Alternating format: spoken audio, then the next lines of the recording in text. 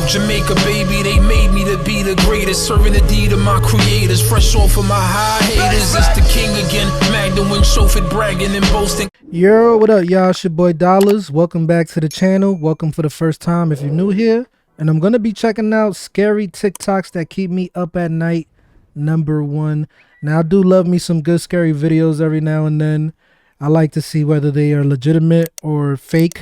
So hopefully we get some good legitimate scary videos in this one. Gonna be doing a lot of these type of reactions too, because I know there's a lot of y'all that do enjoy these type of reactions here. So yeah, man, let's just hop into this and see this video real quick.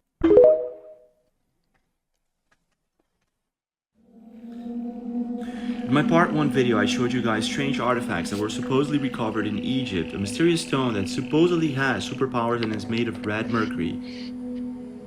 In most videos, there's a person showing the date and the supposed superpowers that these stones have.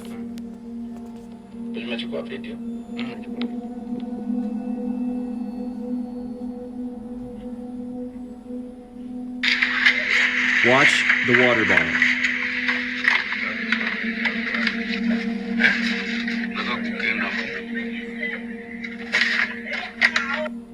If you want, you can watch part 1 to understand more. Now here's the weird part. Red mercury does not officially exist, however in many videos out there you'll find several people showing some of its superpowers. Check this out.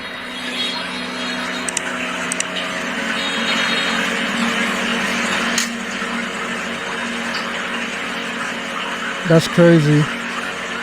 It got some like magnetic charge inside of it. Well, stuff like that, it doesn't really surprise me because I believe like Nostradamus and there's a bunch of other people in the past that have messed with alchemy, which is stuff like that, you know, using like crystals and certain rocks and mercury that has some type of supernatural power to it. You know what I'm saying? I don't want to say magic, but even though magic is real, people don't think that shit is real. That shit is real, but that's for another story.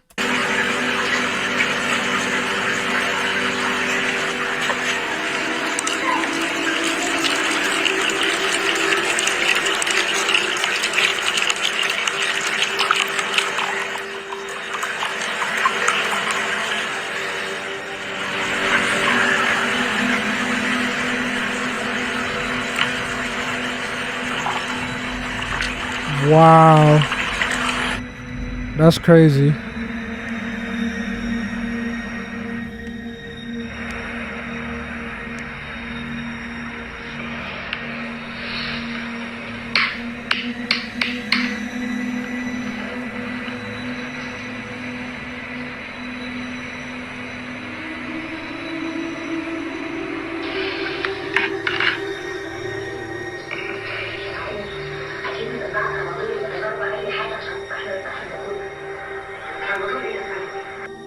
What?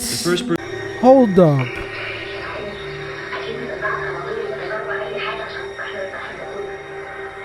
That is crazy. The first person to talk about this mysterious substance was Arab alchemist Jabir ibn Hayyan. See, an alchemist. What I just said before, that alchemy is dealing with that type of stuff. Of chemistry. This was in 700 AD. He wrote, "The most precious elixirs to have ever been blended on Earth were hidden in the pyramids."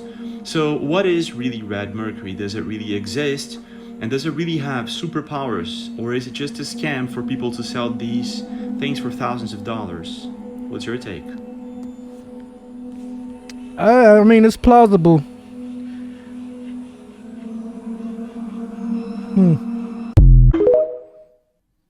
That is plausible. Cursed games you should never play. Part 33.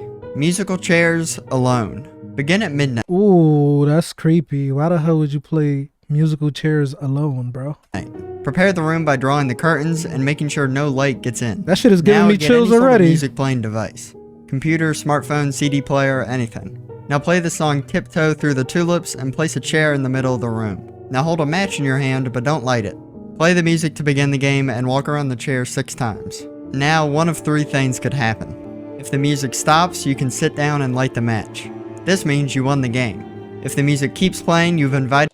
I'm not gonna hold you. This whole shit right here is giving me an uncomfortable feeling, like in the back of my neck. Like just thinking of some shit like that, bro. That's ugh. Who the hell would do that? Like you gotta be crazy to do some shit like that. You're inviting the negative energy to do some shit like that, bro. I did something into your home that doesn't really want to play. And if the chair falls over on its own, leave the room, don't look at the chair, and don't ever enter that room again. Nah.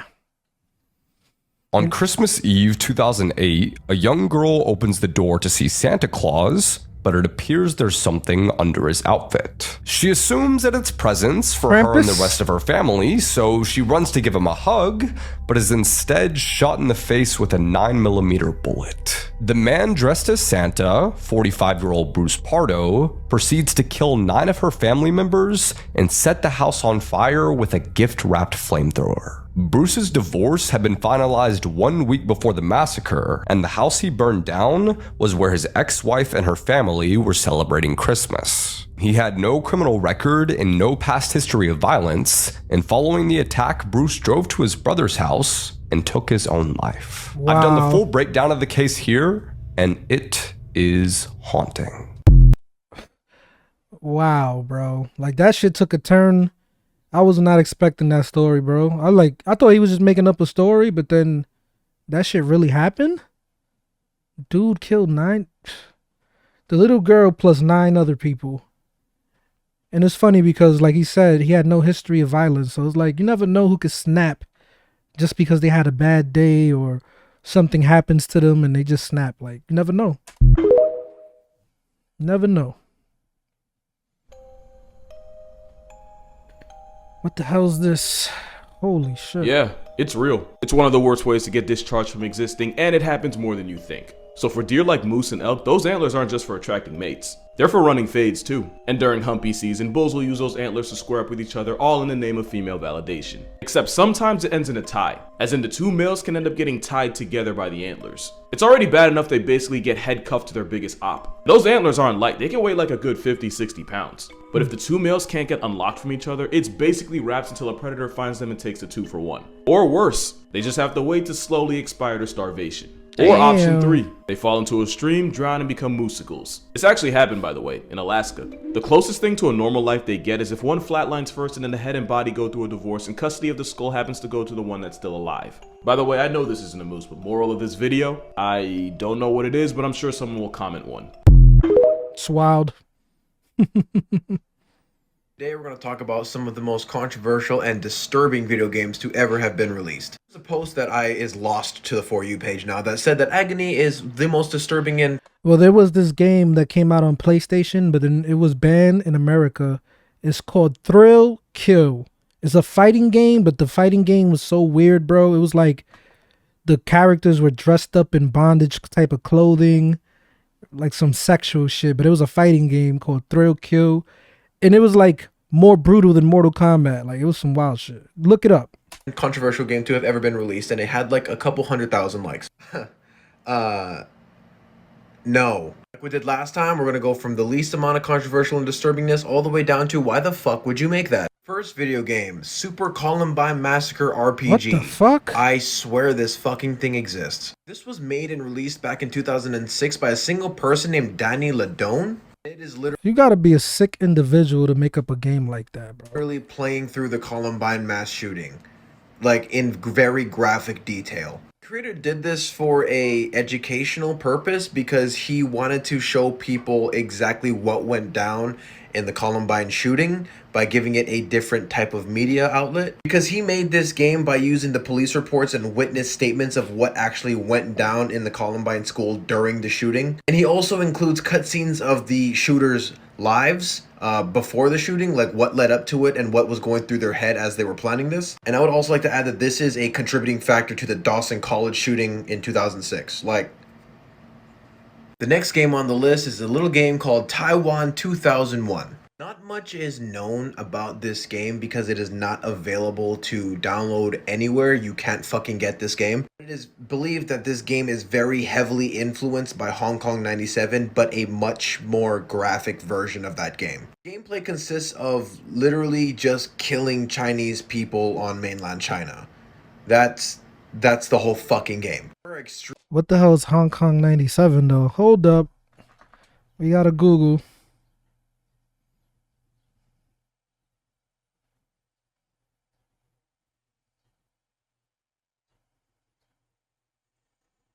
Shoot 'em up video game developed and published.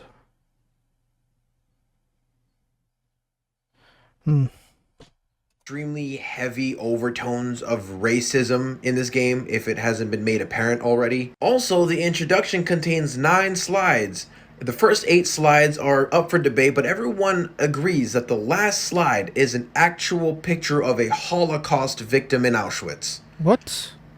Unlike Hong Kong 97, which basically is the same fucking game, but less, fucked up. You cannot get this game simply because it just doesn't exist anymore. The only reason we nowadays know that it exists is by word of mouth and screenshots of the game. That's it. Doki Doki Literature Club. If you think this shit is what it seems, it's not. If you're looking for a video game to cuddle up next to your boyfriend with on a Saturday night on the couch while you both sip hot cocos in your snuggies, this is not the fucking game for you. This is not what it looks like. Trust me. So what the hell was the... Matter of fact, what's the name of that game? Cuddle up next to your boyfriend. Doki Doki Literature Club. Now, let's see what this shit is about.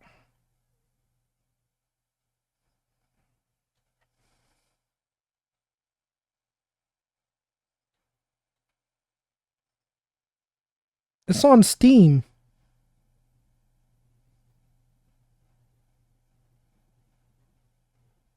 It's not too much information about it. I'm gonna have to check it out later, but yeah, I wonder what's the big deal with that game. Friend with on a Saturday night on the couch while you both sip hot cocos in your snuggies. This is not the fucking game for you. This is not what it looks like. Trust me.